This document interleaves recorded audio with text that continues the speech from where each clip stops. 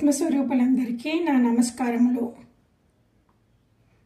ఓం సచ్చిదానంద రూపాయ విశ్వోత్పత్యాదిహేతవే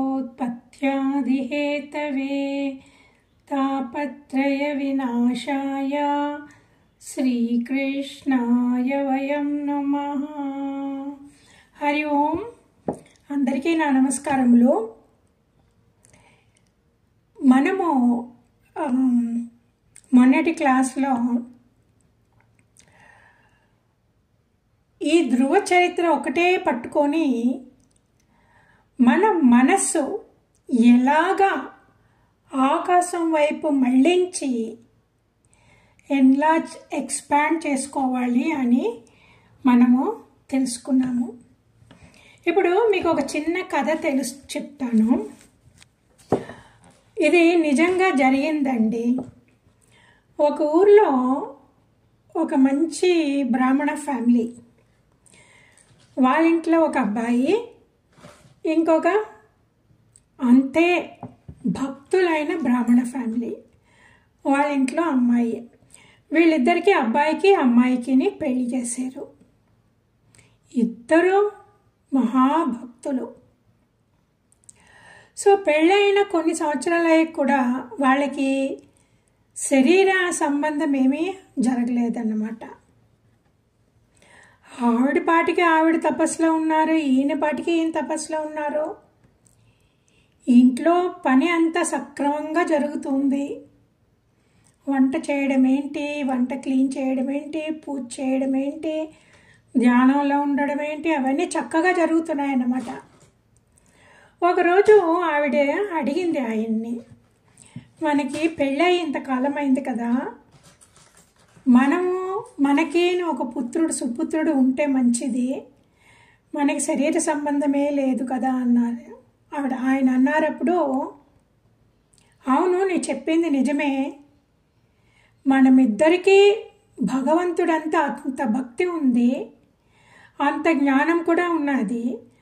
అందువల్ల మనకి పుత్రులు ఉంటే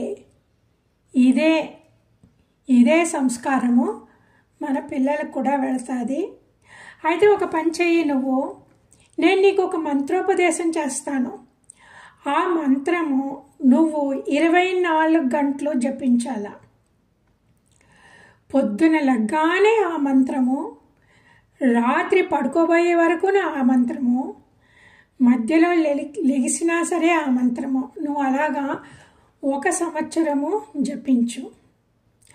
అప్పుడు నీకు తెలియకుండానే ఆ మంత్రము ఆటోమేటిక్గా మనసులో వచ్చేసింది అంటే అప్పుడు నువ్వు చెప్పు అన్నారు. సో ఆవిడ 1 సంవత్సరము అలాగా జపం చేశారు. ఆ 1 సంవత్సరం అయ్యాక ఇంకా ఆవిడ ఏం పని చేసుకున్నా సరే, పడుకున్నా సరే, లేచినా సరే, నిద్రపోయినా సరే, ఆ మంత్రం అలాగా మనసులో వెళ్ళేదన్నమాట. సో అప్పుడు ఆయనకు చెప్పింది, ఇలాగా ఆ మంత్రము నాకు తెలియకుండానే నా శరీరం ఫుల్గా ఆవరించేసింది అనేసి. అప్పుడు ఆయన అన్నారు, కరెక్ట్, సో ఇదే మంచి సమయం అనేసి ఒక మంచి సమయం చూసుకొని వాళ్ళిద్దరూ శారీరకంగా కలిశారు. అప్పుడు ఆవిడే గర్భవతి అయ్యింది. గర్భవతి అయ్యి 9 నెలలు నిండాక ఒక పండంటి అబ్బాయిని కన్నది.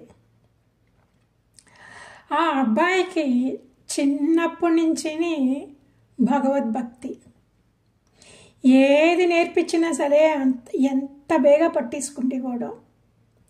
స్కూల్కి పంపించినా స్కూల్లోని అంతే ఇంటెలిజెంటు, పిల్లలతో అంతా ఎంతో చక్కగా ఉండేవాడు, ఎంతో కరుణతో ఉండేవాడు, ఎంతో సరళంగా మాట్లాడేవాడు.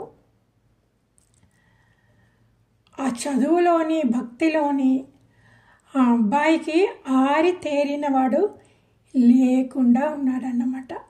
అంత డిసిప్లిన్డ్గా ఉండేవాడు ఆ అబ్బాయి.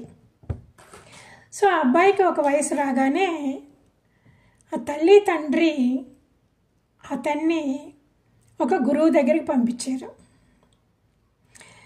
సో గురువు దగ్గరికి వెళ్ళి ఈ వేద పాఠాలన్నీ నేర్చుకోవడానికి వెళ్ళారు ఆయన. వెళ్ళాక అక్కడ కూడా గురుభక్తితోటి ఆ పక్కనున్న పిల్లలతోటి ఎంతో చక్కగా ఉండేవారు, స్నేహపూర్వకంగా ఎంతో కరుణతో ఉండేవాడు. ఆ చదువులో చక్కగా పట్టుకున్నాడు అన్నమాట ఈ గురువుగారు చెప్పిన వేదాలన్నీని. ఇంకా ఆయన ఎంత చక్కగా పారాయణం చేసేవారో ఆయన క్లాస్లోనే బెస్ట్ స్టూడెంట్ అనిపించుకున్నారు ఆయన. సో ఇంకా ఆయన గురువు దగ్గర చదువుకోవాల్సిందంతా అయిపోయింది. గురువుగారు ఆయన బయటికి పంపించేశారన్నమాట. ఇంకా నువ్వు చదివిందంతా అయిపోయింది, ఇంకా నువ్వు వెళ్ళి ప్రచారం చెయ్యి అనేసి. ఇంకా ఆయన అలా ప్రచారం చేసేటప్పుడు ఆ రాజుగారికి తెలిసింది ఇలాగా ఒక పండితుడు ఉన్నారు, ఆయనకేమో ఆయన దగ్గర లేని విద్యనే లేదు, మహామేధావి అని తెలిసి ఆయన ఆస్థాన పండితుడిలాగా చేశారన్నమాట. సో ఇప్పుడు ఈ అబ్బాయి వెళ్ళి ఇంకా రాజుగారి కొలువులోనే ఉండి ఆస్థాన పండితుడయ్యాడు. ఆ ఆస్థానంలోకి అప్పుడప్పుడు పండితులు వచ్చేవారు. ఎప్పుడూ ఆ కాలంలో రాజదర్బారు అంటే పండితులు ఉండేవారు. ఆ తర్వాత రాజుగారి సమక్షంలో ఆ ఇద్దరు పండితులు ఆర్గ్యూ చేసి వాళ్ళు ఆ ఆర్గ్యుమెంట్ ఏంటి? ఆ ఆర్గ్యుమెంట్ వేదాల గురించి అన్నమాట. పూర్వపక్షి ఉత్తరపక్షి అంటారు చూసారా, అలాగా సిద్ధాంతి ఒకరు, పూర్వపక్షి ఒకరు. అలాగ సిద్ధాంతి చెప్పిన దానికి పూర్వపక్షి ఆక్షేపణ చెప్తారు. అప్పుడు సిద్ధాంతి ఇది ఎందుకు వేదాలు ఇలా చెప్పాయి అనేసి వాళ్ళు కరెక్ట్గా చెప్తారన్నమాట. సో ఇలాగా చేసినప్పుడు ఇట్లాంటి ఆర్గ్యుమెంట్లో ఆయనకి ఈ అబ్బాయి ఇంకా అతన్ని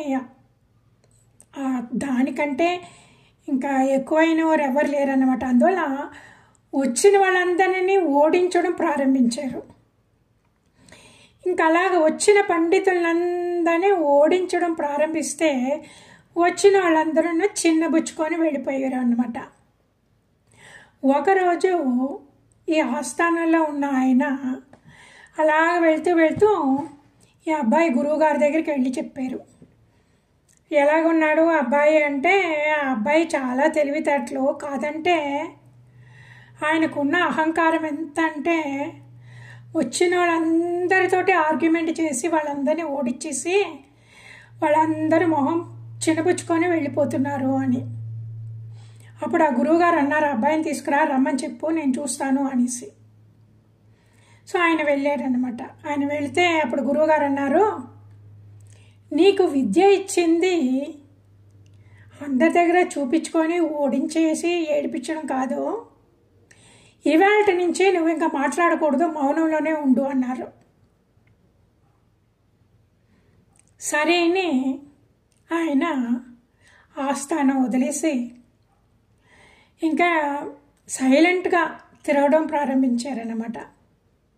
తిరుగుతూ అవధూతలాగా. అది ఏమైందంటే ఆయన ఆ నాలెడ్జ్ ఫుల్గా లోపల ఉన్నది చూడండి, అది కవిత్వంలాగా రావడం మొదలెట్టింది. అందువల్ల ఆయన ఎన్నో రచించారు. ఆయన పేరు సదాశివ బ్రహ్మేంద్ర గారు, పేరు విన్నుంటారు.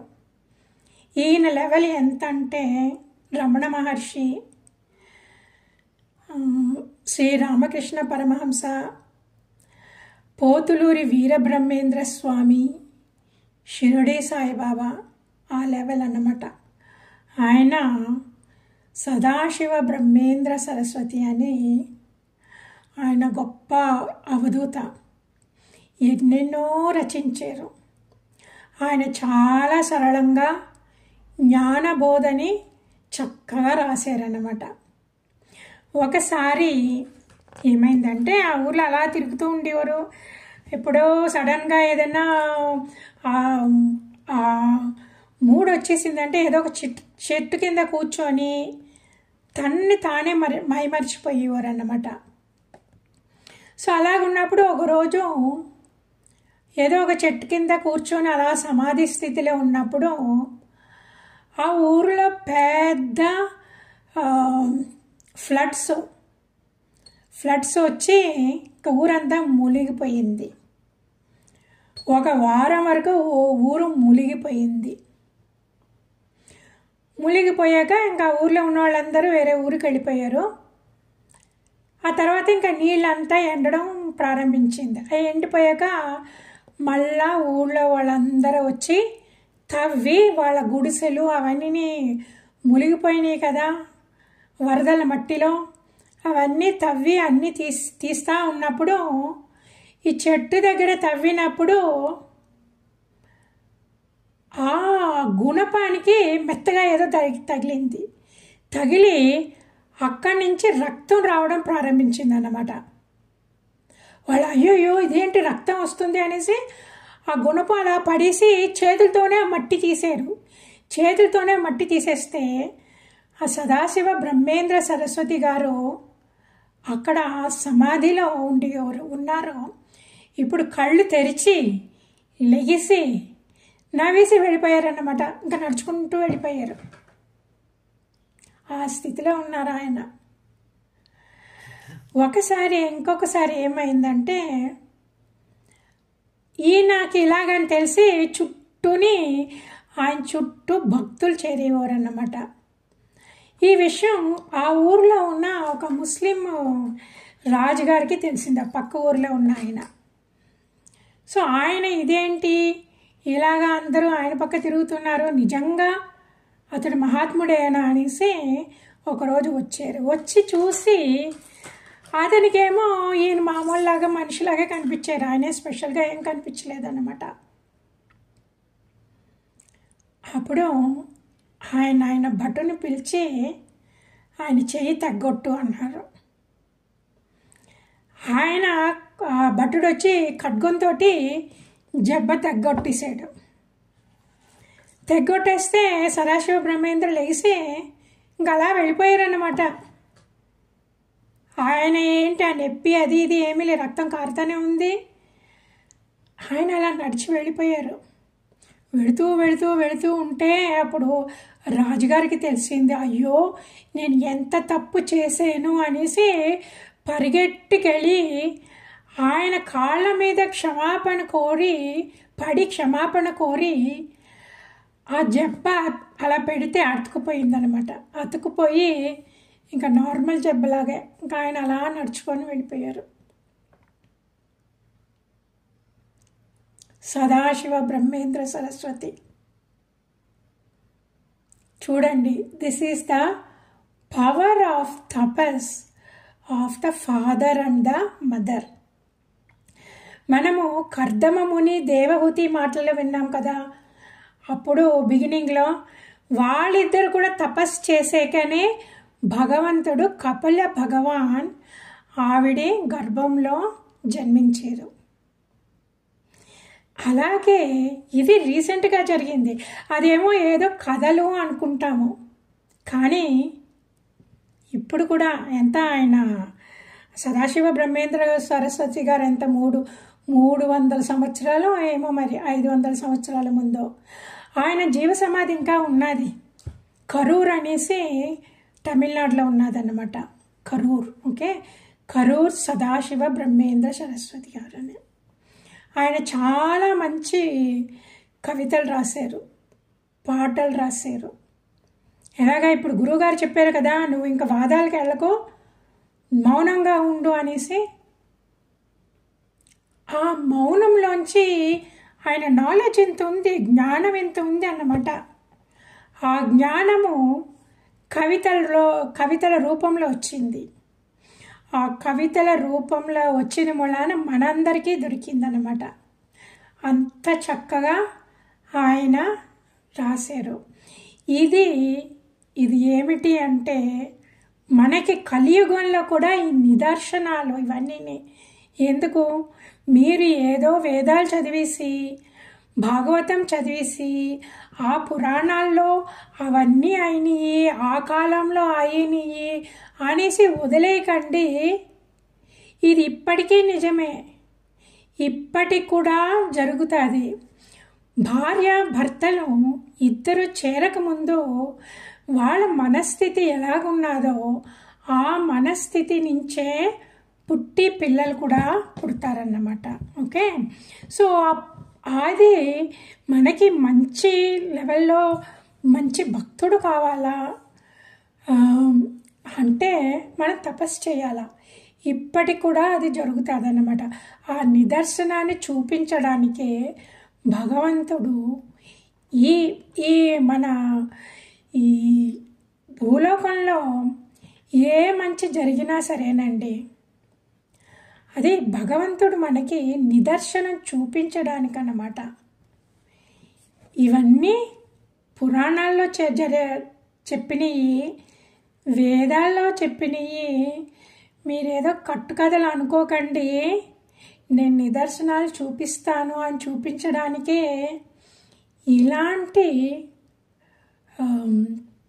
ఇలాంటి మిరకల్స్ చూపిస్తారన్నమాట భగవంతుడు.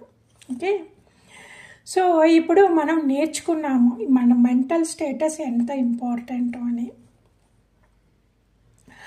ఇప్పుడు మనము ధ్రువుడు గురించి చదువుకుంటున్నాం కదా.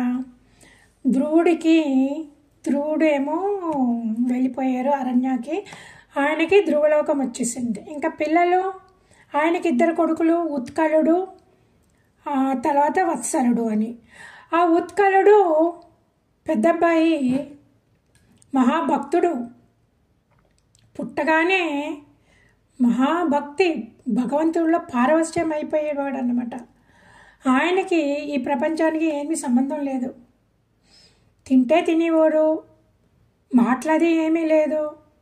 ఏదో తన పాటికి తను చెట్టు కింద కూర్చోవడము, లేకపోతే ఏదో నది పక్కన కూర్చోవడము, తన ప్రపంచంలో తను ఉండడం చూసి అందరూ అనుకున్నాడు ఈ పిల్లోడు మొద్దు, ఎందుకు పనికిరాడు అనేసి రెండో పిల్లోడు వత్సలుడికి పట్టాభిషేకం చేశారు.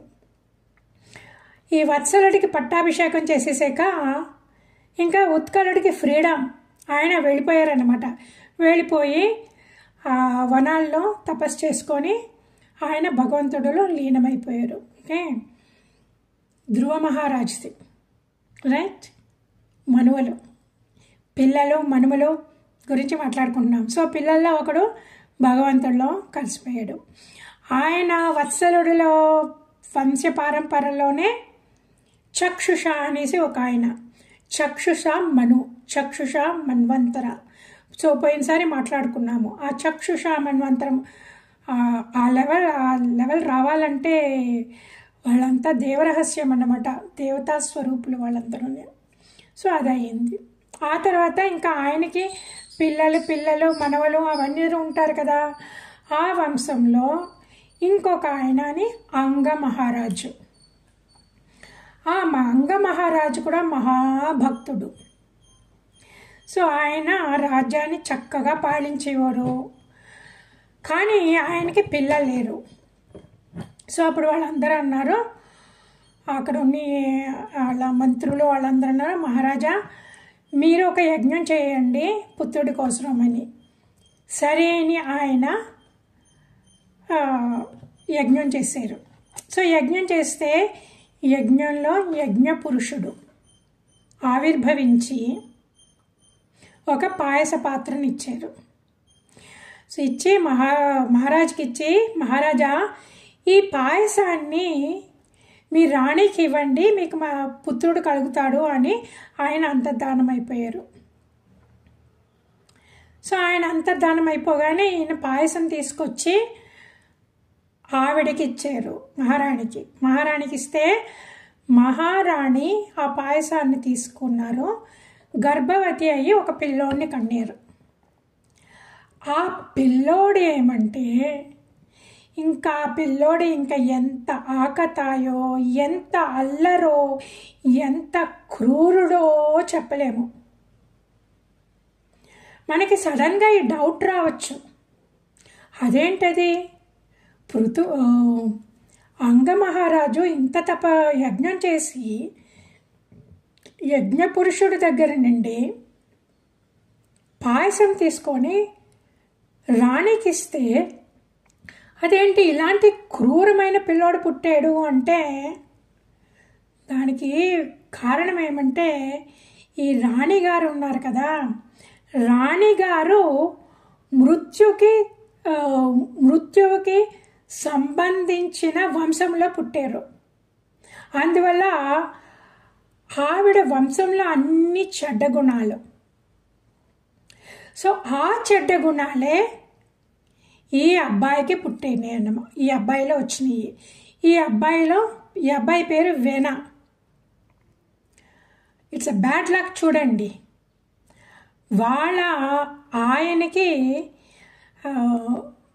ఆయన అంత తపస్సు చేసి అంత భక్తుడుగా ఉండి అంత ద్రోడి వంశపారంపరంలో వచ్చి కూడా ఆయనకి ఇలాంటి కొడుకు పుట్టాడు అంటే అది ఆ రాణిలో ఉన్న జీన్స్. అందుకే ఇది వెరీ ఇంపార్టెంట్ అండి. మనం పెళ్లి చేసేటప్పుడు 7 తరాల వాళ్ళని చెక్ చేయాలి అంటారు కదా. మనం ఏంటి ఇప్పుడన్నీ తీసి పడేసాము. ఏదో చాదస్తంలే, అందరూ నేరో మైండెడ్, మనం అలా అనుకోకూడదు, మనుషులందరూ ఒకటే అనేసి కదా మనము. So we thought we are all very advanced. ఇప్పుడు ఉన్న గందరగోళం అంతా ఇందుకే, కన్ఫ్యూషన్ అంతా ఇందుకే. మన గోత్రాలు సెలెక్షన్ అది వదిలేసి ఇప్పుడు బాధపడుతున్నాము. వీళ్ళందరూ భాగవతం చదివి ఉంటే, చక్కగా భక్తితోటి విని ఉంటే ఇలాంటి తప్పు పనులు చెయ్యము, ఇంత ప్రాబ్లమ్స్లో మనం ఇరుక్కోము. కానీ మనకి నిర్లక్ష్యము, మన వేదాలంటే నిర్లక్ష్యము, పురాణాలంటే నిర్లక్ష్యము. ఇలా చేయకూడదు, ధర్మం ఇలాగంట, మన శాస్త్రం ఇలాగంట చెప్పారు అంటే తీసి పడేయడం, అవన్నీ చేసి వీఆర్ ఇన్ ట్రబుల్. ఇప్పుడు చూడండి ఎంత చక్కగా వచ్చినాయో ఈ కథలో.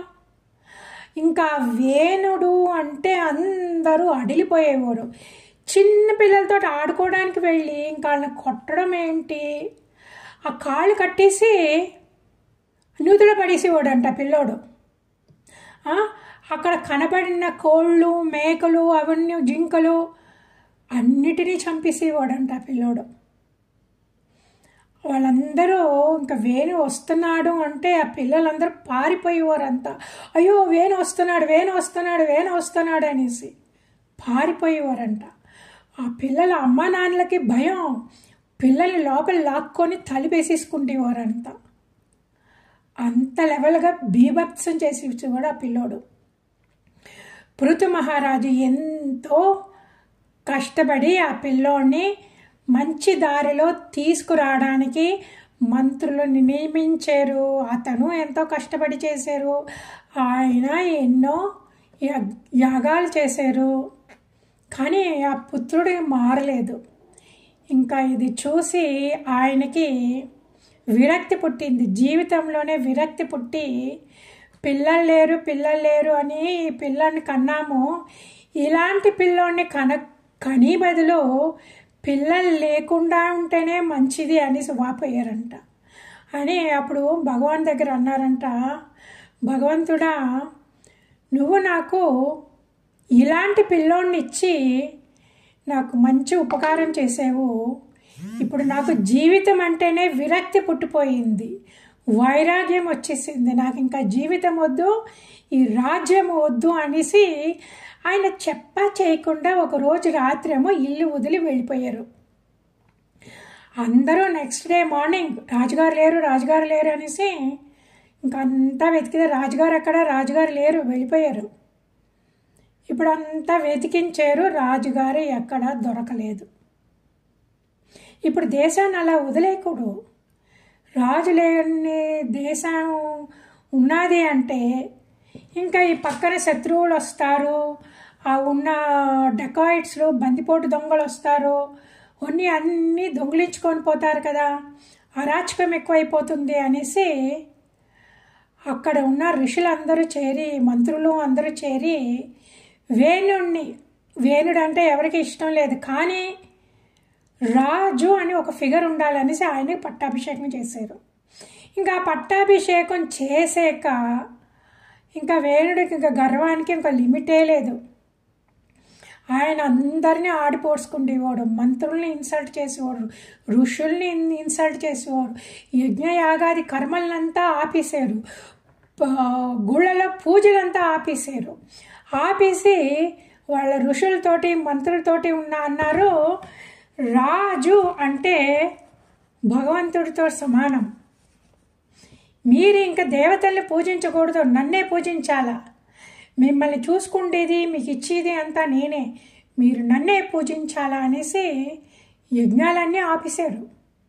యజ్ఞాలన్నీ ఆపేస్తే దేవతలకు కోపం వస్తుంది, దేవతలకు కోపం వస్తే అరిష్టం వస్తుంది, వర్షాలు ఉండవు, పంటలు పండవు, కరువు ఎక్కడ చూసినా అని అంతా అల్లకల్లోలం అయిపోయిందన్నమాట. అయిపోయి ఇంకా ఈ ఋషులందరూని మనము వీటిని వదలకూడదు, వాళ్ళు వెళ్ళారు. ఎన్నోసార్లు హితబోధ చేయడానికి వెళ్తే ఆయన రాజు మహారాజా వేణ తిరస్కరించి ఇన్సల్ట్ చేసి పంపించేసాడనమాట. ఇంకా దేవతల యజ్ఞాలు ఆపేయడం వేసే అరిష్టం, ప్రజలందరూ అల్లకల్లోలం అయిపోతారని ఇంకా ఋషులందరూ ఏం చేశారంటే వీడిని ఇలా ఉండనేయకూడదు, వీడిని మనమే మంత్రాలతోటే చంపేద్దాము అనేసి వాళ్ళందరూ గుమికూడి ఒకరోజు వాళ్ళు ఆ మంత్రాలు చెప్పి ఆ మంత్ర శక్తితోటి ఆ వేరేని హతమార్చేసారన్నమాట. హతమార్చేసి వెళ్ళిపోయారు. ఇంకా వాళ్ళ అమ్మ ఏడ్చి ఆ శరీరాన్ని ఒక తైల కుండలో భద్రపరిచింది. ఇప్పుడు రాజుగారు లేరు కదా, అందువల్ల ఈ బందిపోటు దొంగలకి ఇంకా ఫ్రీడమ్, టోటల్ ఫ్రీడమ్. వాళ్ళందరూని వేణ ఉన్నప్పుడు వాళ్ళు కొంచెం భయపడేవారు. ఇప్పుడు రాజు లేడు, వీణ లేరు, మొత్తం ఏమీ లేదు, ఫ్రీడమ్. ఇంకా బందిపోటు దొంగలందరూ వచ్చేసి అందరు రాజ్యం దోచుకుంటేవారు అన్నమాట. ఇంకా మళ్ళా ఇప్పుడు ఋషులందరూ అన్నారు, ఇప్పుడు ఏం చేయడము, ఇప్పుడు రాజు లేడు, బందిపోటు దొంగలతోటి మన ప్రజలందరూనేమో ప్రజల్ని పీడిస్తున్నారు, ఇప్పుడు మనం ఏం చేయాలని వాళ్ళందరూ ఒక ఐడియా చేశారు. ఏం చేశారంటే ఆ వేణ శరీరం ఉన్నది కదా, వేణ శరీరంలో ధ్రువ మహారాజు డిఎన్ఏస్ ఆయన జీన్స్ ఉన్నాయి, అది మంచి జీన్స్. ధ్రువ మహారాజు జీన్స్ అంటే మంచి ఏంటి ఆ లెవెల్ ఏంటి, చక్షుష మన్వంతరము, చక్షుష వచ్చారు, ఇది ఆ జీన్స్ ఉన్నాయి. కానీ ఆయనలో చెడ్డ జీన్స్ కూడా ఉన్నాయి. ఇప్పుడు మనం ఎలాగన్నా మర్దన చేసి ఆ చెడ్డ జీన్స్ని తొలగించేసి మంచి జీన్స్ తోటి మనము ఇంకొక మనిషిని ఆవిర్భావం చేయడానికి కుదురుతుందా అనేసి వాళ్ళందరూ ఆలోచించి, ఇవన్నీ ఐడియాస్ అన్నీనేమో మనం వేదాల్లో ఉన్నాయండి, ఎన్నెన్ని వేదాలు ఉంటే అవన్నీనేమో కాల్చేశారు కదా. ఏంటి ఈ వారణాసిలోని, నలందాలోని ఆ విశ్వవిద్యాలయం, తక్షశిల అన్నిట్లోని వాళ్ళు they have burn down. So ఇవన్నీ ఈ ఐడియాస్ అన్నీ ఉన్నాయన్నమాట, ఈ స్పెషల్ మంత్రాలు ఉన్నాయి. సో వీళ్ళు ఈ ఋషులు ఆ మంత్రాలని ఉపయోగించి ఆ వేణ శరీరాన్ని ఆ తైలకుండలోంచి తీసి కాళ్ళు మర్దన చేశారు. ఫస్ట్ కాళ్ళు మర్దన చేస్తే కాళ్ళ నుంచి ఒక నల్లటి ఆకారం పుట్టింది, ఒక మనిషి. ఆ మనిషికి నిషాద అని పేరు పెట్టి, ఆ మనిషికి అన్నీనేమో దుర్గుణాలన్నమాట. సో దుర్గుణాల్లోంచే వచ్చింది. వేణుడు దుర్గుణాలన్నీ మనిషాకారం పొందింది. ఆ మనిషిని కొండల్లోకి కోయినల్లోకి పంపించేశారు. నువ్వు వెళ్ళిపో, నువ్వు అక్కడే ఉండు, నీకు అదే మంచి ప్లేస్ అనేసి. ఇప్పుడు ఇంకా ఉన్నది, ఇంకా మంచి జీన్స్ ఉన్నాయి కదా. ఆయన బాహువుల్ని వాళ్ళు మర్దన చేసి క్షీరసాగర మర్దనంలాగా వాళ్ళు మర్దించి దాంట్లోంచి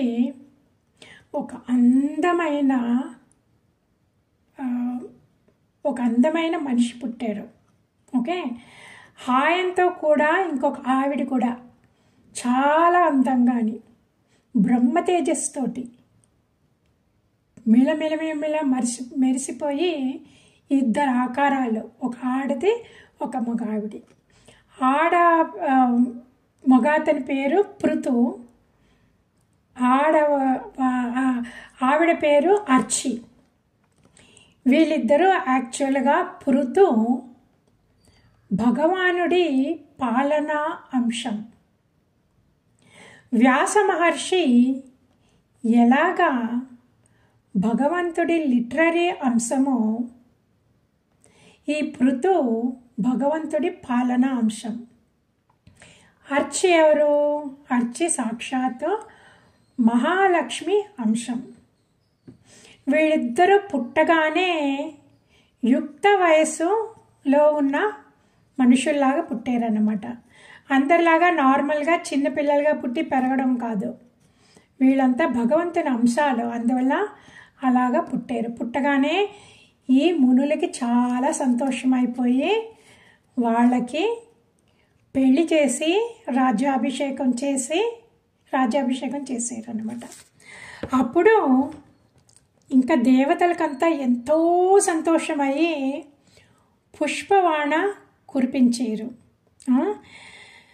బ్రహ్మాజీ వచ్చారు, బ్రహ్మగారు వచ్చి ఆయనకి వేదాలు ఇచ్చారు. ఓకే, ఇంద్రుడు వచ్చి ఆయనకి కిరీటం సమర్పించారు. కుబేరుడు వచ్చి మంచి బంగారు సింహాసనం ఇచ్చారు. వరుణుడు ఛత్రం, ఆ ఛత్రం ఎలాగంటే ఎప్పుడు సువాసన జల్లి నీళ్ళతోటి ఉంటుందన్నమాట, నీళ్ళు జల్లుతూ ఉంటుంది, పన్నీరు జల్లుతూ ఉంటుందన్నమాట. అది వాయువు చామరాలను ఇచ్చారు. ధర్మదేవత పూమాలలు సువాసన, ఎప్పుడు ఆ పువ్వుల మాలల సువాసన ఇంకా ఎప్పటికీ ఎక్కడికి తరగదన్నమాట.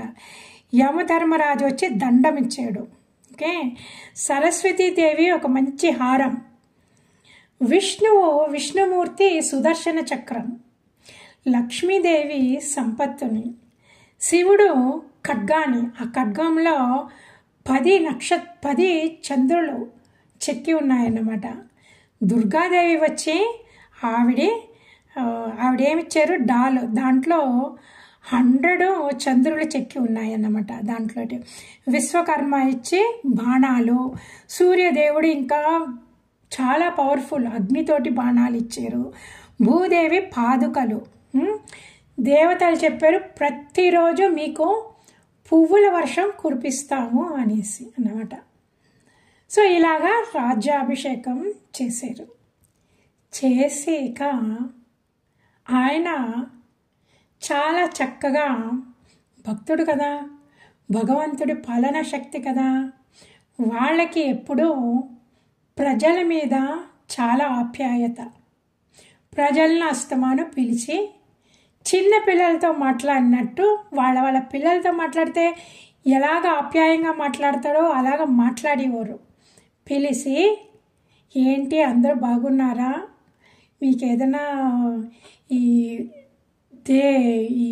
టెంపుల్స్లోని అన్నీ జరుగుతున్నాయా, దేవకార్యాలన్నీ సరిగ్గా జరుగుతున్నాయా, యజ్ఞయాగాది కార్యాలన్నీ జరుగుతున్నాయా, వేద పాఠశాలలు జరుగుతున్నాయా, మీకు కావలసినంత దొరుకుతుందా తినడానికి, మీరందరూ భద్రతగా ఉన్నారా, ఈ బందిపోటుల దొంగల నుంచి మీకు ఏమీ ప్రాబ్లం ఏమీ లేదు కదా, మీ పాడి పశువులకంతా కావలసినంత గడ్డి దొరుకుతుందా, పాలు పుష్కలంగా వస్తున్నాయా అని అడిగేవారు అన్నమాట. అడిగినప్పుడు ఒకసారి అన్నారు, వీళ్ళందరూనే ఫస్ట్ టైం ఇవన్నీ వాళ్ళు చెప్పలేదు. గురు రాజుగారి దగ్గరికి వెళ్ళి వెంటనే complaint, it is not good. వాళ్ళు రాజుని పొగిడేవారు అన్నమాట, ఎందుకంటే ఆయన చాలా చక్కగా అన్నీ చేసేవారు. సో ఆ తర్వాత ఒకరోజు ఇవన్నీ చెప్పారు, ఇలాగా మహారాజా మాకు తినడానికి చాలా కష్టమవుతుంది, మాకు కావలసినంత ధాన్యాలు లేవు. సో పంటలు పండకపోవడం వలన మాకు పని లేదు, పని లేకపోతే మాకు కూలీ దొరకదు, మాకు కూలీ దొరకపోతే మేము ధాన్యం కొని తినలేము. ఆ ధాన్యాలు కూడా చాలా తక్కువగానే ఉన్నాయి, వెలలు కూడా చాలా ఎక్కువగా ఉన్నాయి, మాకు చాలా కష్టంగా ఉన్నది, మాకు ఏదన్నా పని కల్పించండి, మేము కష్టపడి పనిచేస్తాము అని. అప్పుడు పృథు మహారాజుకి చాలా దుఃఖం కలిగింది. వీళ్ళందరూ చూడు, నాకు అది కావాలి ఇది కావాలి అడగలేదు, మేము పని చేస్తాము, మాకు పని ఇవ్వండి అని అడిగారు, వాళ్ళు ఎంత కష్టపడుతున్నారో అనేసి అప్పుడు ఆయనకి చాలా కోపం వచ్చేసింది భూదేవి మీద. ఎందుకు ఏమీ పండటం లేదు, ఏమయ్యింది, భూదేవి ఎందుకు ఇలా చేస్తుంది అనేసి ఆయన ఒక పెద్ద బాణం పెట్టుకొని ఆ భూదేవి దగ్గరికి వెళ్ళి, నేను భూదేవిని శిక్షిస్తాను, ఎందుకు ఈ పని చేస్తుందని వెళ్ళారు. వెళ్ళి హీ డిడ్ హిస్ ప్రేయర్స్ చేసి, ప్రార్థన చేసి ఆ భూదేవిని అడిగేటప్పటికి ఆవిడ కోపంతో ఆయన అడిగేటప్పటికి భూదేవి అడిలిపోయింది. అడిలిపోయి గోమాత రూపం దాల్చి ఆవిడ పరిగెట్టడం మొదలెట్టిందన్నమాట. పృథు మహారాజుకి తెలిసింది భూదేవి ఇలాగా గోమాత రూపం దాల్చి ఆవిడ పరిగెట్టి వెళ్ళిపోతుంది, నాకు జవాబు చెప్పడం లేదు అనేసి ఈయన పరిగెట్టారు వెనకాల. ఆవిడ ఎక్కడికెక్కడ పరిగెట్టిందో ఈయన తరుముకొని వెళ్ళారు. ఓకే, ఇవన్నీ నిజమైన కథలండి. ఇవేనో చాలామందికి అనిపిస్తుంది, అయ్యో అలాగా ఇలాగా అనేసి. No, it is true. ఇప్పుడు నేను బిగినింగ్ ఆఫ్ ద క్లాస్లో నేను చెప్పాను కదా, ఆ జపం ఎంత పవర్ఫుల్, సదాశివ బ్రహ్మేంద్ర సరస్వతి గారు ఎలాగ పుట్టారు అనేసి నిదర్శనం కూడా ఉన్నది కదా, అలాగే ఇవన్నీ. ఓకే, ఇప్పుడు ఈయన పరిగెట్టేటప్పటికీ ఇంకా భూదేవి ఆయన దగ్గర నుంచి తప్పించుకోవడానికి కుదరక ఆవిడ అలసిపోయి ఆవిడ అక్కడ కూలబడిపోయింది ఒక చోట. అప్పుడు పృథు మహారాజు వెళ్ళి బాణం ఎత్తిపెట్టి, ఏమైంది, నువ్వు ఎందుకు పంటలు పండించడానికి వదలటం లేదు అంటే, అప్పుడు ఆవిడ అన్నది, మహారాజా అంగ మహారాజు ఉండే వరకుని ఎంతో ధర్మంగా పాలించేవారు, అప్పుడు వాళ్ళు ఎవ్వరికీ నేను కొదవ చేయలేదు. ఆ వేణ ఎప్పుడు వచ్చాడో అప్పుడు వాడు యజ్ఞయాగాది క్రతువులన్నీ మానేసాడు, దేవతలకి వాళ్ళకి ఇవ్వవలసింది యజ్ఞ పార్ట్స్ ఇవ్వటం లేదు, గుడిల్లో ప్రార్థనలు ఆపేసాడు, వేద చాంటింగ్ అంతా ఆపేసాడు, నేను పండించింది కూడా యజ్ఞాలకు ఉపయోగించాలా, ఆ యజ్ఞానికి ఉపయోగించడం మానేసి దాన్ని అన్ని చోట్లని తనకి కావలసినట్టుగా ఆ మనుషులు కూడా అలాగైపోయారు, అధర్మపాలు అయిపోయి తిండి అంతా బ్రహ్మ యజ్ఞానికి సమర్పించవలసింది మానేసి వాళ్ళ సెన్స్ ఎంజాయ్మెంట్ కానీ తీసుకొని వాళ్ళు వేస్ట్ చేశారు. అందుకే నాకు చాలా దుఃఖమైపోయి నేను పంటలు పండించడం మానేసాను అన్నది అనేసి, ఇప్పుడు మీరు వచ్చారు, మీరు ధర్మకార్యాలు చేస్తున్నారు, మీరు యజ్ఞ యాగాది క్రతువులన్నీ చేస్తున్నారు, అందువల్ల నాకు ఏమీ ఆక్షేపణ లేదు, నేను అన్నీ మళ్ళీ ఇచ్చేస్తాను. కానీ వాళ్ళందరూ వచ్చి నన్ను అడగాల, ఎవరెవరు ఉన్నారో వాళ్ళ రిప్రజెంటేటివ్స్ అందరూ వచ్చారంటే నేను వాళ్ళకి ఇచ్చేస్తాను అన్నారు. వాళ్ళు ఎలా రావాలంట? ఇప్పుడు గోవు దగ్గర మనకి పాలు కావాలంటే ఏం చేస్తామండి? దూడని తీసుకెళ్తాము. దూడని తీసుకెళ్తే పాలు నిండుగా వస్తాయి, అప్పుడు మనము పాలు పితుక్కోవచ్చు. అలాగే ఈ భూదేవి గోమాత రూపంలో ఉన్నది, ఆవిడ అందరినీ దూడలా పంపించు అన్నారు. ఇప్పుడు పృథు మహారాజు మన మానవులందరినీ రిప్రజెంటేటివ్గా స్వయంభువమను, జ్ఞాపకం ఉన్నది కదా, మనుషులు ఫస్ట్ స్టార్ట్ అయ్యింది పుట్టింది స్వయంభువమను నుంచి కదా, స్వయంభువమను శతరూప జ్ఞాపకం ఉంది కదా, very first human being. So స్వయంభువమనుని దూడ రూపంలో భూదేవి దగ్గర పంపిస్తే ఆయన వెళ్ళగానే భూదేవి ధాన్యాలు ఔషధులు ఇచ్చారు. ఓకే, ధాన్యాలు ఔషధులు ఇచ్చారు. అదే కదా మనుషులకు కావాల్సింది, అదైపోయింది. ఇప్పుడు దేవతలందరూని ఇంద్రుడిని పంపించారు. సో ఇంద్రుడు దూడలాగొస్తే భూదేవి అమృతం ఇచ్చింది. ఋషులందరూని బృహస్పతిని పంపించారు దూడలాగా. బృహస్పతికి భూదేవి వేదాలు ఇచ్చింది. తర్వాత ఇంకా మిగతా ఎన్నెన్నో ఉన్నాయి కదా, చెట్లలో ఐ థింక్ కల్పవృక్షాన్ని పంపించారు ఆవిడ. వటవృక్షం, చెట్లన్నిట్లో రిప్రజెంటేటివ్ వటవృక్షం, సుపీరియర్ ఈస్ వటవృక్షం. ఆ వటవృక్షాన్ని పంపిస్తే ఆవిడి రసాలను ఇచ్చారు. చెట్లలో కదా మనకి రసాలు వస్తాయి, పళ్ళ రసాలు. సో ఆవిడి రైట్. తర్వాత యానిమల్స్, ఇప్పుడు జంతువులు కూడా ఉన్నారు, వాటికి కూడా తిండి ఉండాలి కదా. అప్పుడు జంతువులందరినీ సింహాన్ని పంపించారు. సింహరాజుని దూడలాగా పంపిస్తే ఆవిడ సింహానికి అంతా మాంసాన్ని ఇచ్చింది.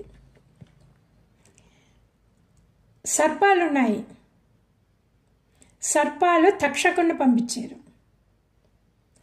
తక్షకుడికి ఆవిడ విషాన్ని ఇచ్చింది.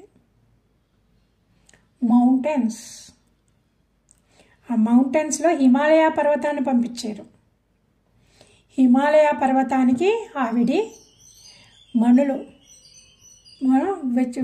ఖనిజాలు, మోస్ట్ పవర్ఫుల్ మోస్ట్ ప్రెషియస్ ఖనిజాలని ఆవిడిచ్చారు.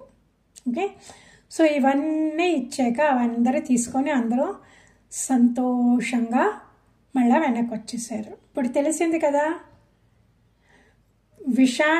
ఇప్పుడు యానిమల్స్ మాంసం తింటున్నాయి అంటే అది భగవంతుడి అరేంజ్మెంట్ అన్నమాట. ఇప్పుడు పావులు విషాన్ని కక్కుతున్నాయి అంటే అది భగవంతుడి అరేంజ్మెంట్. ఇది ఎందుకు అలాగా చేశారు? ఆ రహస్యం మనకి ఎప్పుడు తెలియదు. దేవరహస్యం, టాప్ సీక్రెట్. ఆ తర్వాత రాక్షసులు కూడా వెళ్ళారు. రాక్షసులకు వెళితే భూదేవి వాళ్ళకి సురాపానం ఇచ్చింది. ఓకే, సో ఇలాగా ఎవరెవరికి ఏదేది కావాలో నిర్ణయించింది భూదేవి. భూదేవి ఇలాంటి పని చెయ్యాలని నిర్ణయించింది భగవంతుడు. ఇప్పుడు మన సృష్టిలో ఇన్ని రకాలు జరుగుతున్నాయి అంటే అవన్నీ భగవంతుని నిర్ణయాలు. ఈ భూదేవి ఇంద్రుడు అలాంటి వాళ్ళందరూ భగవంతుడు నిర్ణయించిన అడ్మినిస్ట్రేటర్స్ అన్నమాట. ఓకే, సో ఇలాగా మన భూలోకంలో ఇన్ని రకాలు మళ్ళా సమృద్ధిగా రావడం ప్రారంభించింది. ఎప్పుడు భగవంతుడు ఎప్పుడు పృథు మహారాజు ఆ పాలన అంశంతో ఉదయించారో అప్పటి నుంచి మళ్ళా సుభిక్షంగా ఉన్నదన్నమాట. ఆ కాలంలో ఇంకా చెట్లు ఫలాలతోటి ఇలా నిండిపోయి వంగిపోయాయి అంట. ఆ పశువులు order is full of milk. అది ఆ మిల్క్ ఎలాగుండేది, ఎంత తీయగా ఉండేదంట. ఆ సెలయేళ్ళు నీళ్ళంతంత క్లీన్గా స్ఫటికంలాగా స్వచ్ఛగా కొబ్బరి నీళ్ళలాగా ఉండేయంట. ఆ పువ్వులు అవన్నీ సువాసనలో ఇంకా ఎంత సువాసనలో వెదజల్లియో. ఆ సువాసనలు ఉంటే ఏమొస్తుంది, తేనెటీగలు. అన్ని తేనెటీగలు ఇంత సువాసన పుష్పాల మీద కూర్చొని ఎంతో తేనెని సేకరించితే ఆ తేనె గూడు కడితే అంత అక్కడ ఉన్న వాళ్ళందరికీ అంత తేనె దొరికేదంతా. అదంతా ఎందుకు, పృథు మహారాజు చేసిన యజ్ఞ యాగాది క్రతువుల వలన. అందుకనే మనం యజ్ఞాలు వదలకూడదు. ఇప్పుడు ఈ పెద్ద పెద్ద ఆస్థానాలు ఉన్నాయి కదా, వాళ్ళందరూ యజ్ఞయాగాది క్రతువులు చేస్తున్నాము అంటే మనం వెళ్ళకపోతే పర్వాలేదండి. మనము we are also agreeing, we want to be part of it అని చెప్పడం ఎలాగా, మనము డొనేషన్ పంపించాలా. ఎంత మీరు 50 రూపాయలు పంపిస్తారో 100లో 1000 పంపిస్తారో మన ఇష్టం. కానీ మనం కూడా దాంట్లో పార్టిసిపేట్ చేయాలన్నమాట. ఒక చోట ఒక యజ్ఞం జరుగుతున్నది అంటే మనము దాన్ని ఇగ్నోర్ చేయకూడదు. పంపించండి, ఎంత వీలైతే అంత పంపించేయండి. కొంచెం ఏదో ఒకటి మీ పేరు వచ్చేయాలా. మీ పేరు ఎక్కడ వెళ్తుంది, మీ రిప్రజెంటేషను దేవతల అకౌంట్లో వెళుతుంది అన్నమాట. మన కూడా వచ్చేది అదే. మనం ఇక్కడ సేవింగ్స్ ఏమీ రాదు మనకి. మనం ఇవన్నీ ఏం చేస్తున్నామో అయ్యే మనతో కూడా వచ్చాయి అన్నమాట. ఎందుకు, ఇప్పుడు మనము దేవతల్ని సంతోషపరిచేము అంటే ఆ దేవతలు వర్షాలు కురిపిస్తారు. ఆ వర్షాలు కురిపిస్తే పంటలు బాగా పండుతాయి. పంటలు బాగా పండితే జనులకి తినడానికి ఎంత కావాలో చక్కగాని పంటలు పండుతాయి. పళ్ళు కాయగూరలు అవన్నీ వస్తాయన్నమాట. ఇప్పుడు మనం దేవతలకి అర్పించేయమంటే సోషల్ సర్వీస్, ఇది సర్వీస్ లాగే కదా. మనము పొలానికి వెళ్ళి పొలం దున్నడము, దాంట్లో నీళ్ళు పెట్టడము, మనం రైతులాగా పనిచేసి మనం హెల్ప్ చేస్తాము, సర్వీస్ చేస్తాము. సోషల్ సర్వీస్ చేస్తామంటే మనం ఏం చేయగలమండి, ఏమి చేయలేము. మీరు డైరెక్ట్గా భగవంతుడి దగ్గరికే వెళ్ళిపోండి. భగవంతుడే ఇవన్నీ నిర్ణయించింది, యజ్ఞయాగాది క్రతువులన్నీ నిర్ణయించింది భగవంతుడు. ఆ అడ్మినిస్ట్రేటర్స్ ఉన్నారు, వాళ్ళందరూ చూసుకుంటారు. మనము మన డ్యూటీ ఇవన్నీ ఆర్గనైజ్ చేశారు కదా భగవంతుడు. మనము we have to participate in that అన్నమాట. ఈ ఛాన్స్ మనం వదులుకోకూడదు. మన మనుషులు కాబట్టి మనకు ఛాన్స్ దొరికింది. అదే మనం కుక్కలాగా, నక్కలాగా, పుల్లాగా పుట్టుంటే మనకి ఛాన్స్ దొరికి ఉండదు. ఈ ఛాన్స్ 2 చేతులతోని అలాగ తీసేసుకోవాలన్నమాట. తీసుకొని మనము పార్టిసిపేట్ చేసి మన అకౌంట్లోకి వెళ్ళాలి. ఇవన్నీ మన అకౌంట్లోకి వెళతాయి, ఆటోమేటిక్గా మనకు వెళతాయి. ఇక్కడ మనం చేర్చిపెట్టింది బూడిద పాలైపోతుంది అన్నమాట. మన మనసులో మనం అందరికీ హెల్ప్ చేయాలా. మనం యజ్ఞయాగాది క్రతువులన్నీ అన్నిట్లో పార్టిసిపేట్ చేయాలా, పారాయణం చేయాలా, దైవ యజ్ఞాల్లో పార్టిసిపేట్ చేయాలా, ఋషి యజ్ఞాల్లో మనం పాల్గొనాలా. ఇలాంటివి మన మనసులో ఎప్పుడు పెట్టుకున్నామంటే ఈ మనసే పైకి వెళ్తుంది. ఈ మనసే మనల్ని భగవంతుడి పాదాల దగ్గరికి చేర్చేది. సో ఇప్పుడు ఇవన్నీ చేశారా, చక్కగా అన్నీ వస్తున్నాయా? ఇంకా ఆ టైంలో దేశమంతా ఎగుడు దిగుడులాగా ఉండేదన్నమాట. ఆ ఎగుడు దిగుడులాగా ఉంటే కష్టమే కదా, నడిచెళ్ళి వాళ్ళకి ఏదైనా మృగాలకి కష్టమే. పైకి ఎక్కాలా, కిందకి దిగాలా, పైకి ఎక్కాలా, కిందకి ఎంత కష్టం. అందువల్ల పృథు మహారాజు గారు ఏం చేశారంటే అన్నీ ఫ్లాట్గా చేశారన్నమాట.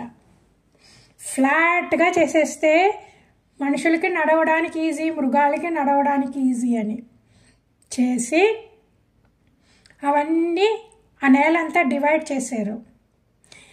ఇక్కడ ఇలాంటి చోట దేవాలయం కట్టాల, ఇలాంటి చోట వేద పాఠశాల కట్టాల, ఇలాంటి చోట యజ్ఞయాగాది క్రతువులకి ఈ చోటు ఇవ్వాల. మళ్ళా ఋషులందరూని వాళ్ళు తపస్సు చేసుకోవడానికి సేఫ్ ప్లేస్ అని వాళ్ళకు ఒక చోటు కల్పించారు. అక్కడ ఋషులందరూ అక్కడికి వెళ్ళిపోయి వాళ్ళు తపస్సు చేస్తారు, వాళ్ళు వేద పారాయణం చేస్తారు. ఆ వేద పారాయణం అందరూ చేరుకొని వేద పారాయణం చేస్తే ఆ వైబ్రేషన్స్ ఉన్నాయి కదా, ఆ వైబ్రేషన్స్ ఇక్కడ ఏదో తప్పుడు విషయాలు, తప్పుడు మాటలు అవన్నీ జరుగుతాయి కదా, అవన్నీ కూడా ప్యూరిఫై చేసి ఆ వైబ్రేషన్స్ అంతా న్యూట్రలైజ్ చేసి ఆ వేదాల శబ్దాలకి ఆ తరంగాల్ని మన మనసుకి ఆహ్లాదకరమైన తరంగాలుగా మారుస్తాయి. అందుకే వశిష్ఠ మహర్షి గారు ఎంతెంత మందినో ఆయనకి ట్రైనింగ్ ఇప్పించి గుంపులుగా ఈ గుంపు నువ్వు వెళ్ళి అందరికీ చెప్పు, మనుషులందరికీ పాఠాలు నేర్పించు అని, ఇంకో గుంపుని డీప్ ఇన్ హిమాలయాస్ పంపించేసి మీరు అక్కడ వేద పారాయణం చేయండి, గట్టిగా చేయండి. ఈ అట్మాస్ఫియర్ ఫుల్గా ప్యూరిఫై అవ్వాలా, మనుషుల మనస్సు అంతాని ఆహ్లాదకరంగా ఉండాల.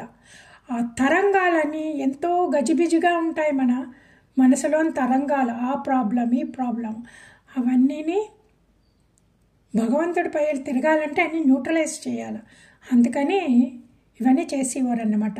సో పృథు మహారాజు అదన్నీ చేసి కోర్ట్ ఏంటి, తర్వాత శత్రువులు వస్తే వాళ్ళందరినీ ఎలా కాపాడడం, రైట్, జైలు ఉండాలి కదా తప్పు చేసిన వాళ్ళకి, జైలు. మళ్ళీ తప్పు చేసిన వాళ్ళని అలా పడేయకూడదు, వాళ్ళని సరిదిద్దాల. ఓకే, ఎప్పుడు మనుషుల్ని తప్పు చేశారు అనేసి మనం పడేయకూడదండి, దూరం పెట్టేయకూడదు. దూరం పెట్టేసామంటే వాళ్ళకి మనకి ఏమి సంబంధం లేదన్నమాట, ఏమి డిఫరెన్స్ లేదు. మనం ఎదగాలంటే ఏంటి, మనకి దైవీ సంపత్తి రావాలా. మనకి దైవీ సంపత్తి రావాలంటే ఏంటి, మనకి క్షమాబుద్ధి నేర్చుకోవాలా.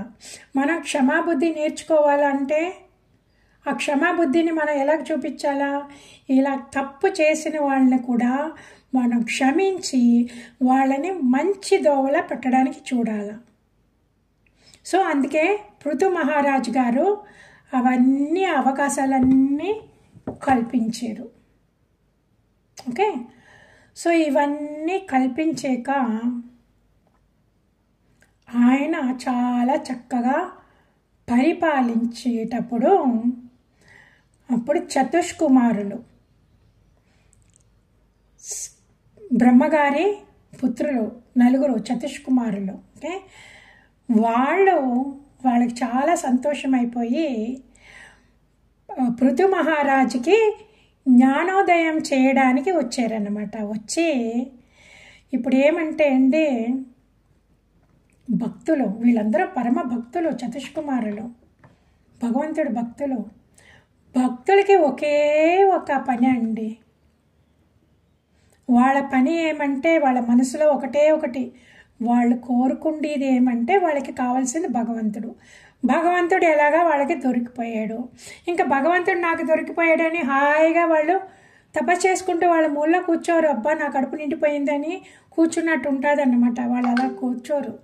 వాళ్ళు వెళ్ళి అన్ని చోట్లని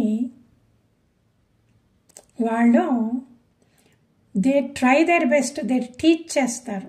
వాళ్ళ టీచింగ్ ఏంటి, వాళ్ళు ఎందుకు టీచింగ్ చేస్తారు అంటే, ఇలాగా మనకి ఆ భగవంతుడి గురించి చెప్పకపోయామంటే, జీవితం అంటే ఏమిటి అని మనం చెప్పకపోయామంటే, ఇంకా అందరూ ఈ భూలోకంలోనే పడిపోయి ఈ భూలోకంలో ఉన్న దాన్నే అనుభవించుకొని ఈ భూలోకమే సుఖ సంతోషం అనుకొని ఆ సుఖ సంతోషం లేదు అని తెలిసిగా ఒకరోజు ఏడ్చుకొని వాళ్ళ జీవితం అంతా వృధా చేసుకుంటారు. ఈ భక్తులు ఏం చేస్తారంటే ఈ మనుషుల మనసుని భగవంతుడి మీద ఎలాగ తిప్పడం అని, అందుకే ఈ కథలు చెప్పుకుంటూ భజనలు చేసుకుంటూ కీర్తనలు పాడుకుంటూ వాళ్ళు తిరుగుతూ ఉంటారు. ఎక్కడ అవకాశం దొరికితే అక్కడికి వెళ్ళి కూర్చొని భగవంతుడి గురించి మాట్లాడతారు, మన జీవితం గురించి మాట్లాడతారు.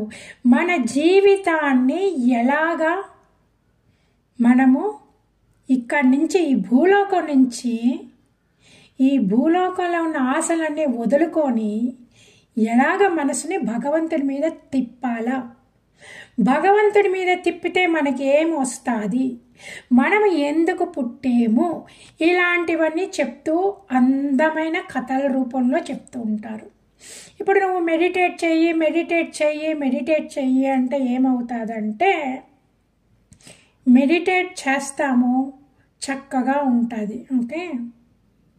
కానీ రాగద్వేషాలు అప్పుడప్పుడు వచ్చేస్తాయి పైకి, రైట్. కానీ మనం భగవంతుడి కథలు వింటూ ఉంటే మన మనసుకి ఎప్పుడూ అక్కడేమైంది, ఇక్కడేమైంది, ఇదేమైంది, అదేమని అలవాటు కదా. ఆ అలవాటు అలాగే ఉన్నాయండి. భూలోకంలో జరిగే విషయాలకు బదులుగా ఈ వేరే లోకాల్లో జరిగే విషయాలు, ఇంతకాలం ఇంతకు ముందు భగవంతుడు ఎలాగా ఆవిర్భవించారు, ఆ భగవంతుడి విషయాలన్నీ మనం నేర్చుకుంటే మనం ఎలా పైకి వెళ్తాము అలాంటివి చెప్తూ ఉంటారు. అందుకే కదా ఈ మన కథలు విన్నామంటే ఎంత చక్కగా ఉంటుంది. ధ్రువుడి చరిత్ర ఒక్కటే చాలు కదా. ధ్రువుడి చరిత్ర చదివి మనం ఆకాశం చూస్తూ ఉంటే అది ఒకటే చాలు. భగవంతుడు ఫస్ట్ ఎలాగొచ్చారు, భగవంతుడు ఫస్ట్ క్రియేషన్ ఎలాగా ఆకాశం సృష్టించారు, భగవంతుడు ఆకాశాన్ని ఫస్ట్ సృష్టించారు, రైట్. ఇప్పుడు మనం ధ్రువుణ్ణి తలుచుకుంటూ మన ఆకాశం చూస్తూ ఉన్నామంటే ఏమండి, మనకి తెలుసు ఆకాశం భగవంతుడు అని. ఇప్పుడు మనం ఆకాశాన్ని చూస్తూ ఉంటే భగవంతుడిని చూస్తున్నట్టు ఉంటుందా లేదా, ఆ జ్ఞానం జ్ఞాపకం వస్తుందా లేదా.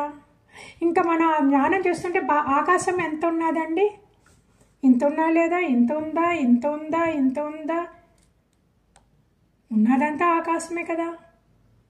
స్పేస్, మనం ఎక్కడ కూర్చున్నామో, మనం ఆకాశం అంటే వట్టి పైనే ఉండేది కాదు, ఇక్కడ ఉన్నదంతా ఆకాశం, స్పేస్ని ఆకాశం అంటారు.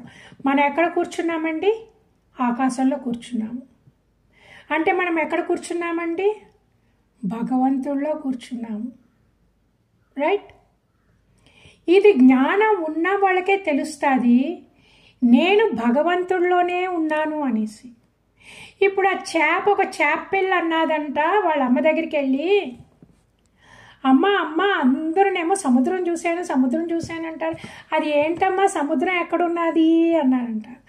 వాళ్ళ అమ్మ అన్నదంట, నాకు తెలియదురా, సముద్రం ఎక్కడుందో నాకు తెలీదు, కానీ మా వంశంలో ఎవరో మా ముత్తాతలో ఒక ఆయన ఎన్లైటన్ మాస్టరు, ఆయన సముద్రం చూశారంట అని.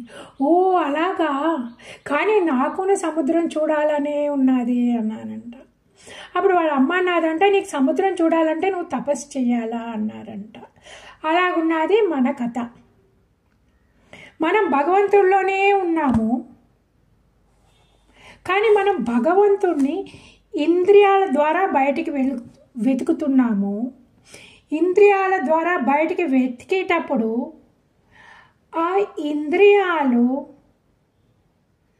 ఆ వస్తువుల్ని చూసి మైమర్చిపోయి భగవంతుడి మాట మర్చిపోయి ఆ ఇంద్రియ సౌఖ్యం అనుభవించుకుంటా ఉంటే ఆ సౌఖ్యం ఎంతసేపు ఉంటుంది? క్షణికం. అది వెళ్ళిపోగానే ఏడుపు, అయ్యో ఇలాగైపోయింది అని. ఓకే, అందుకే భక్తుల దగ్గరికి వెళ్ళాలా, భగవంతుడు ఎక్కడ ఉన్నాడని మనం వినాలా, భగవంతుని ఎలా చేరుకోవడం అని వినాలా అనేది ఇందుకే అన్నమాట, సత్సంగ అనేది అందుకే. సో ఆ సత్సంగ కోసమే చతుష్కుమారులు పృథు మహారాజు దర్బార్కి ఆయన విచ్చేశారు. సో వాళ్ళు ఏం చెప్పారు, పృథు మహారాజుకి ఏం చెప్పారు అనేది మనము వచ్చే క్లాస్లో మనం నేర్చుకుందాము. ఓం సర్వే భవంతు సుఖినః, సర్వే సంతు నిరామయా, సర్వే భద్రాణి పశ్యంతు, మా కశ్చిత్ దుఃఖభాగ్ భవేత్. ఓం శాంతి శాంతి శాంతి. హరి ఓం. శ్రీ గురుభ్యో నమః. హరి ఓం.